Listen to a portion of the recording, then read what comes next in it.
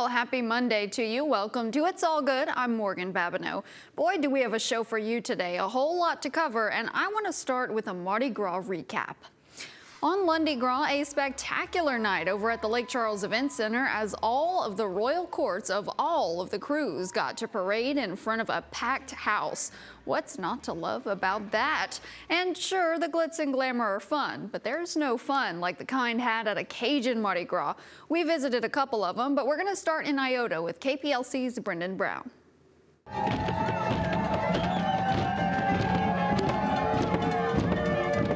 Unique tradition that started many years ago, done with pride as the Timamu revelers stormed through downtown Iota. Mardi Gras is known as one of the most traditional Cajun-style celebrations in all of Louisiana.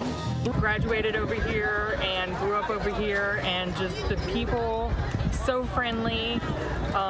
That's what makes this place so special. Danced to the Zydeco and Cajun music and enjoyed the food that was being served by vendors. For some people, it was the first time they've experienced a Mardi Gras celebration like this one. Well, it's such a tradition coming down from the generations. The poor people didn't have all the fancy costumes, so they had to do with what they had. Timamu revelers begged for coins as they strolled through downtown to get enough money for the gumbo ingredients as tradition. All the people are dressed in their capuchons and all their costumes, and they come in, and when they get off their float, they're all in costume, and they come do this. I don't know if you see it. Their change because you have to give them change or you're going to get in trouble. In Iota, Brendan Brown, 7 News. Brendan was also able to meet with a visitor from Germany, claiming that she had visited New Orleans and Baton Rouge, but there was nothing quite like Iota. From Iota, we traveled to Basile, where revelers gathered before the sun even rose to ask for gumbo ingredients for their annual Courrier de Mardi Gras. KPLC's Devin Cruz has more on how organizers have kept the tradition alive year after year. I'm here in Basile at the Mardi Gras, where, of course, as you can see behind me, there are loads of people lined up, a community coming together. Now, this Mardi Gras, as it's pronounced, is one that is not just about partying, getting together, and eating.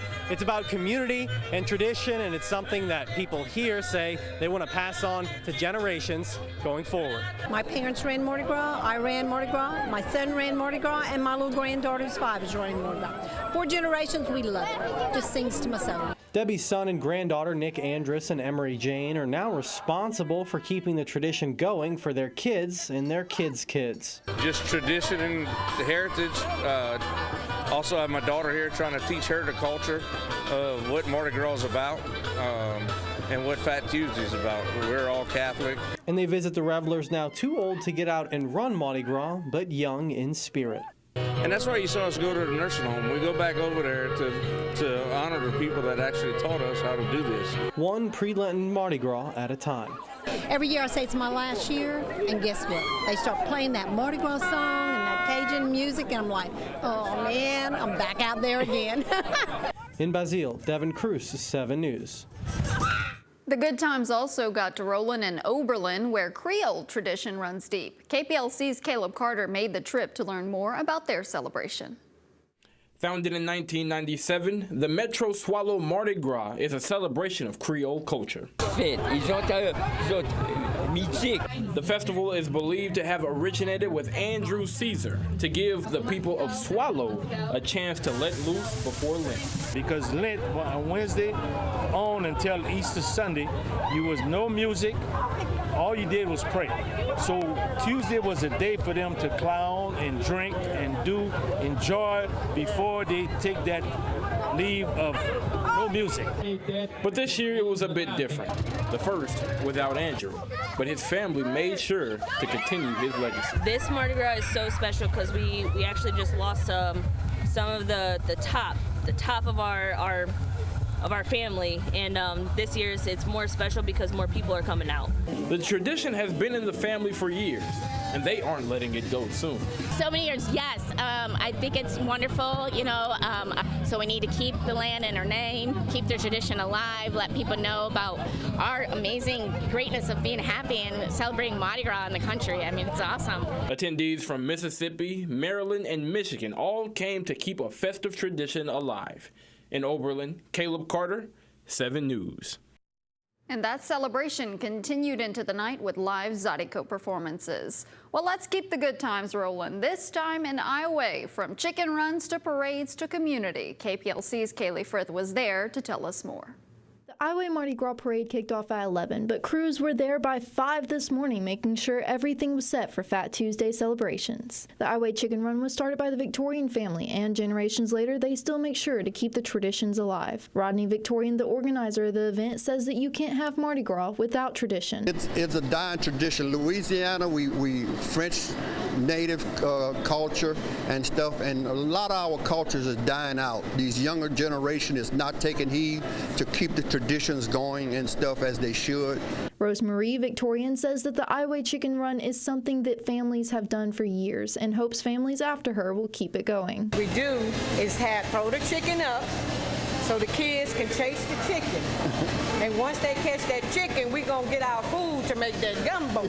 Many young people are making sure they carry on the culture. It's important to me to play the accordion in my family because it keeps the tradition alive. It's our heritage, it's our background, and it just keeps it going forever and ever. And the Chicken Run made its lap around Iowa, letting children of all ages try their hand at the tradition. In Iowa, Kaylee Frith, 7 News. On to another chicken run, this one with a different purpose. Aspiring to be hairstylists and estheticians had a unique chance to jumpstart their education. The group participated in a chicken run over at the Ritz Academy. Existing students who participated in the run received $500 off of their current tuition, and those who participated looking to become students of the school competed for free tuition. Hair school has kind of been one of the things that I've always kind of wanted to do growing up, but went a different route. And probably in the last 6 months to a year, I kind of dabbled on, going back to school. And I was like, I seen this and was like, I think it's a perfect opportunity. So it's either catch the chicken and go, or don't catch the chicken and continue doing what I'm doing. It costs over $14,000 to attend and graduate from the Ritz Academy. Well, now that Mardi Gras is wrapped up, the Lenten season begins, and you know what that means around here. It is crawfish time. KPLC's Kaylee Frith met with a local crawfish farmer who is very optimistic about the season. This time of year is about to get busy for crawfish farmers and shops as carnivorous Catholic Louisianians swap red meat for seafood on Fridays during the 40 days of Lent. Crawfish farmer Paul Habit says that the season is looking sharp. I think it's going to be a very good season. It started out a little slow with the cold weather, but it's coming on strong, and I think it's going to be a very productive and very plentiful season. Habit says this time of year is always busy due to high demand. Fridays during Lent is always extremely busy, and we do what we can to supply what we have. Though most Southerners enjoy a plate full of mud bugs, we rarely recognize the work that goes into getting them from the ponds to the bowling pots. First, it takes a certain type of machine to separate big crawfish ready from little ones. When we pull this, all the crawfish, the bigger crawfish, will come this way, and as you can see the bores, the small crawfish will fall through. Habit says that his family does everything from catching, cleaning, and sorting to cooking. He even showed 7 News how a trap works. Not many people understand how this works, but we'll put this in the water, and fish will be dropped in the top. A piece of fish or bait will be dropped in the top, and the crawfish will actually go through these flues. If you plan to eat crawfish this weekend, check out our crawfish price check at kplctv.com. In Jennings, Kaylee Frith, 7 News. A new project has been approved for renovations to West Sallier Street. The new look will include an expanded roadway and a walking trail. KPLC's Caleb Carter has more on the story. Here on West Sallier Street, the focus is traffic efficiency. But today, I spoke with city officials about how much it will cost and what residents can expect when it's done. It's going to cost around $15 million, a little over $15 million. And that money is coming from? A variety of sources. We had bond money put back in 2006, a bond issue. We had around $3.5 million, and so that money was put aside for this project. We also went after some capital outlay and TIP funds, which are state funds and federal funds, and we received some funding for that, and the remainder of it was city funds. The project has been in the works for 30 years, but City Councilman Matt Young says now is the right time. To get here, we had a lot of partners come to the table. The state certainly is contributing with the Nelson Road Extension Bridge, which is well underway, and the Port of Lake Charles had to come to the table with relocating their railroad tracks. You can see those behind me. Those used to be on the south side of the street and now have been moved to the north side to make this project possible. Construction is slated to begin within 60 days and last for 18 months. City leaders hope that it will be finished along with the Nelson Bridge. In Lake Charles, Caleb Carter, 7 News. Over at McNeese this past weekend, the National Society of Black Engineers hosted its annual hackathon competition at the McNeese Recreational Center. This year marked their 3rd year hosting the competition. Regardless of major, students joined the organization to solve social problems with tech-based solutions. After coming up with those solutions, the students were judged based on their responses. The Louisiana Partnership for Arts held its board retreat at the Central School Arts and Humanities Center last week. The retreat allows local artists and residents to offer real-time feedback on their experiences in Southwest Louisiana. The executive director of Louisiana Partnership for Arts talks about how this shapes the future of arts and culture. Can revitalize an up-and-coming community. The arts make our culture. The art and culture in Louisiana is Louisiana tourism. If we want tourism to come into our towns, but we want to be happy, we need quality of life. The arts are quality of life. You know, the arts touches everything in our communities. There will be another event called Louisiana Arts Day over at the state capitol, and that'll be hosted on May 11th.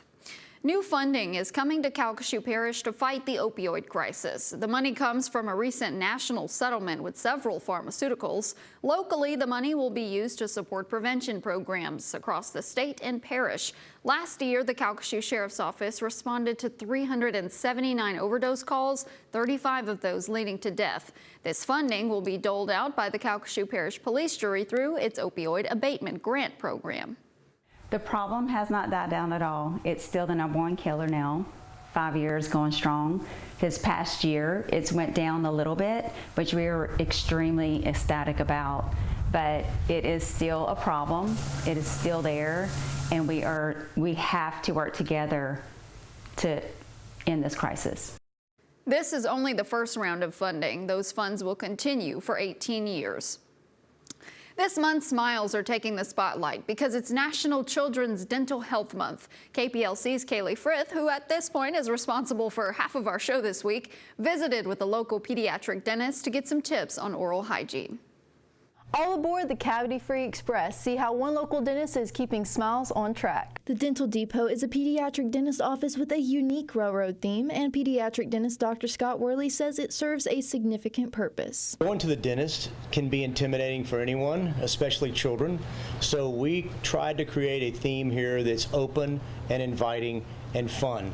Dr. Worley says that when his patients are able to see their parents nearby or even their neighbor getting dental work done, it provides a sense of security rather than being in a traditional closed-in office. Dr. Worley says that the Academy of Pediatric Dentistry says there are 2 tips for dental care. First, there's the rule of ones. Bring your child for their first visit on their first birthday and brush their teeth once a day. Then there's the rule of 2s. When your child turns 2, bring them to the dentist twice a year and brush their teeth twice a day for 2 minutes. Dr. Worley says his passion for dentistry came from hanging around his father's practice. He says his dad, Jack Worley, set up one of the first pediatric dentist office in town in 1960. Now his office serves one goal. Our goal and our mission is to help kids promote their dental health, their dental care, but also to, help them to grow up without a fear of the dentist. So they enjoy coming. And, maybe kids come in here and they think, golly, I got to go to a train station and some guy looked at my teeth while I was here. Dr. Worley's son, Andrew, hopes to continue the legacy after he graduates in 2027 from orthodontics school. All aboard! In Lake Charles, Kaylee Frith, 7 News.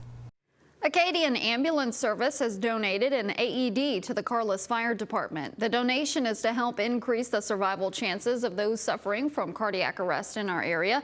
7 News spoke with the Carlisle Fire Chief on what this donation means to the department.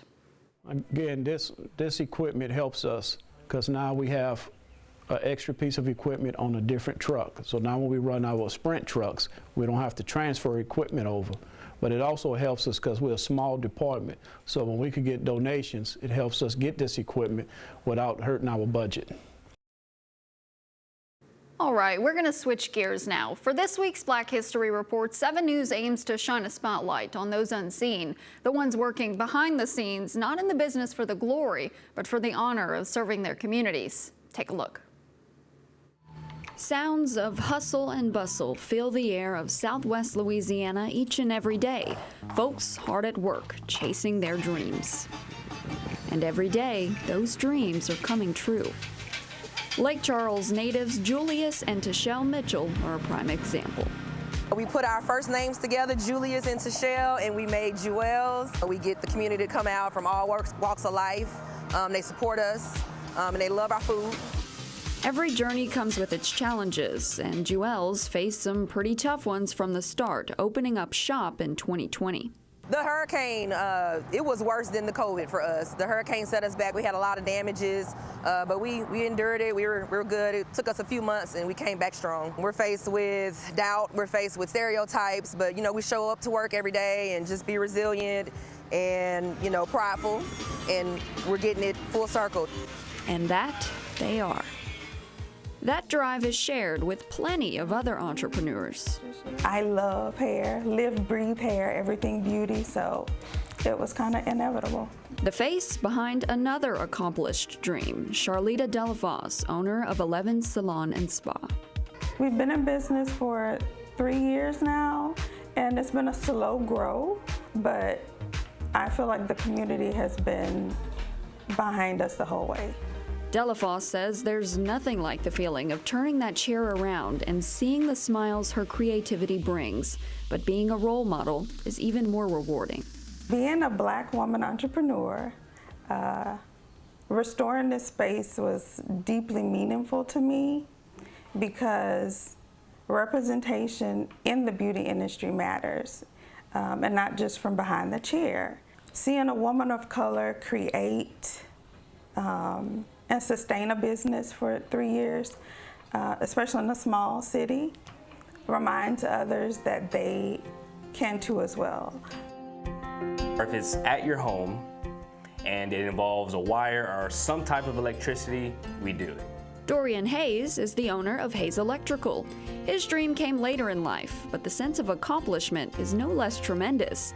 Hayes lives by the motto, present over perfect, acknowledging the responsibility that comes with being a Black business owner. Personally, I also use that as an opportunity to just represent what I believe in, which again is, you know, if we want to make a change or a difference in our community, I believe that it starts with personal responsibility. And in the male-dominated field of mortuary sciences, an outlier. I always say that it's a gift. It's not something you want to wake up and wanting to do, because we go through so many emotions from families, and you know, we get attached to the families, and it really takes a special person to do what we do as morticians. Chastity Shea Patio Owens, owner of the Mortuary Center of Southwest Louisiana, made history as the first Black woman mortician and funeral home owner in Jeff Davis Parish, a dream that she's had since she was 8 years old, though her dedication would be tested. At the age of 12, my brother had passed away, and I had learned how to braid hair.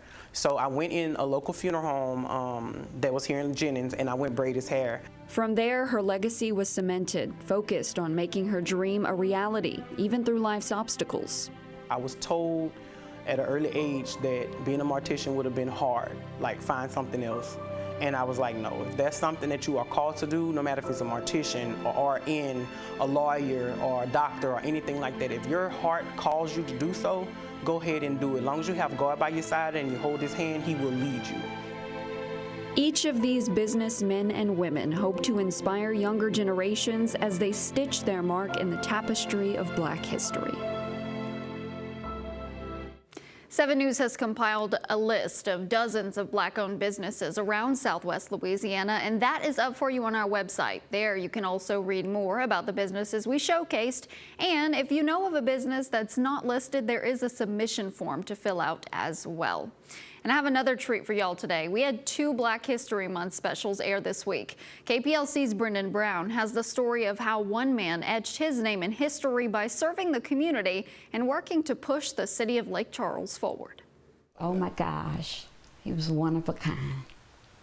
Growing up, You just couldn't outshine him. Percy Cut Brown was an African-American trailblazer in the Lake Charles community.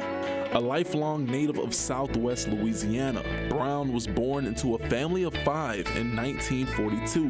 His sister says even in his own family, he stood apart from the rest. You just couldn't outshine him. He was a good brother. He was a good big brother. And I tried chasing some of his accolades, but I never could catch up. But he was my inspiration. He grew up in North Lake Charles and graduated from Washington High School in 1961. He went on to Southern University in Baton Rouge, where he was the first in his family to graduate college and ran for the track team. That's where his nickname Cut was born, from his unstoppable speed. He was student body president in all of his years at Southern. He was president of his class at Washington High, and he was a great teacher. Brown met the love of his life, Elaine Johnson, while attending Southern. They would marry in 1969 and were united for 56 years. He was a good man. He was very good to me. How many years? 56. 56. Brown loved to learn and educate. He became a teacher at LaGrange after receiving his master's from McNeese State University. I met some of his students, and they always asked about Mr. Brown. He taught biology. He taught biology first, and then he went on to become an assistant principal at LaGrange. His first role with the city of Lake Charles was as an umpire and referee in 1970. Officiating played a big role in his life as he spent many years with the Louisiana High School Athletic Association, but he also officiated college sporting events. He had over 30 years of experience in coaching as a referee and umpire. He coached high school, coached college, and we looked at his resume. You could tell he really cared about kids, he cared about sports, he understood programs. Continuing to grow his love for parks and recreation in the community, in 2000 he became the first African-American Director of Recreation and Parks for the city of Lake Charles. He was here when we first had the hurricane in 2005, Hurricane Rita, and he played an important role in pre-planning for that event, so to keep the citizens of Lake Charles safe, and also post-hurricane. The recovery efforts in Lake Charles and rebuilding our parks and our rec centers and helping to rebuild Lake Charles. Brown helped build Riverside Park as Director of Recreation and Parks. During this administration, Percy's administration, this is probably the premier accomplishment we had. This park, it's a huge park. I want to say it's about 50 acres altogether, and it goes about a mile back. Brown is a true testament of Black excellence in Lake Charles. He's going to be missed.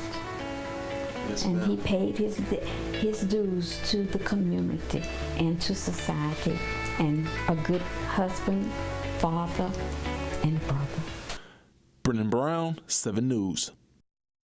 Brown passed away on January 3rd of this year. His legacy will forever be cherished in the community because of his impact in education and sports. His leadership has helped to make Lake Charles a better place. Well, still to come, the McNeese Cowgirls achieved something the team hasn't seen in years. We'll talk about their stake in the Southland Conference title. Plus, a freshman at Sam Houston has reached a milestone typically reached by upperclassmen. We'll introduce you to Lauren Williams right after this. Welcome back. Let's kick off sports with former Sulphur Golden Tour, current LSU Tiger Jake Brown. Brown has started the year unconscious in the batter's box. Downtown Brown has hit 4 home runs in his last 5 at-bats. Behind the bat of Brown, the Tigers have won their first 5 games of the year. On senior night Saturday, the Cowgirls made sure to take care of business, beating Texas A&M Corpus Christi 72-55, winning the Southland Conference regular season championship outright in Coach Ayla Gazzardo's first year with McNeese. The Cowgirls got off to a slow start, trailing the Islanders 19-15 at the end of the first quarter. However, in the second quarter, the momentum shifted. Ariana Patton ignited the offense with back-to-back threes to take a 26-20 lead. She finished with 21 points and 5 threes. 14 of her points came in the second quarter alone. Let's go Cowgirls. 3, 2, 1, and here we go. Let's hope they work. Yeah, here we go. Congratulations to the town of Elizabeth.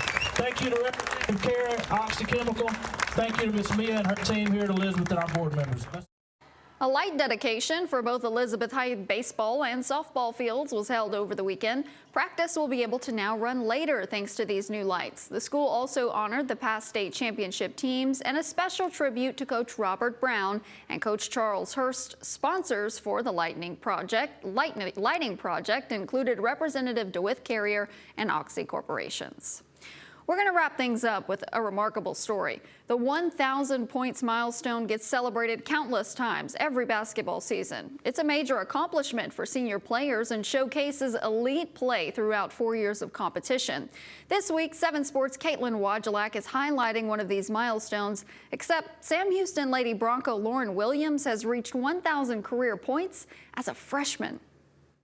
There's only a very hand-select kids that have reached that achievement here at Sam Houston. It's a milestone most basketball players work their entire high school career to achieve. Against Karen Crow on February 10th, Sam Houston's Lauren Williams was just a few buckets away from hitting 1,000 career points. I was just excited because my dad had told me, and I just realized because I needed one more shot. But Lauren isn't like most players. She hit the 4-digit benchmark as a freshman. To see her and coach her and to be able to watch that moment as a freshman was just very, very exciting. It means a lot to me because it's a big opportunity and I've worked hard for it, so I was just really excited that I was able to meet that accomplishment. The guard started her varsity career as a 7th grader at Reeves. Now in purple and gold, Lauren has taken off as a Lady Bronco. Since January, she's averaged about 17 points per game and hit her career high back in December against Benton, where she put up 40 points. She brings so much to this team. She's a great leader. She works so hard at everything that she does. She wants to play at the next level, and so she's doing it now. I have no doubt that she'll be able to reach those goals. But right now, Lauren and the Lady Broncos are focused on one thing: the playoffs. We're very excited. It's been a couple years since we were able to even reach the playoffs, and so it's a big deal, especially with a young team full of freshmen and sophomores. And they're ready for the challenge. With playoff games, it could be either way. It could be either team, so we just need to go out there and play our best. Caitlin Wojcik, 7 Sports. Congratulations to Lauren. Well, you can kick off each week with good news by tuning in Mondays at 11, streaming on Roku, Apple TV, Fire Stick, or wherever you stream 7 News. Have a great week. I hope it's all good.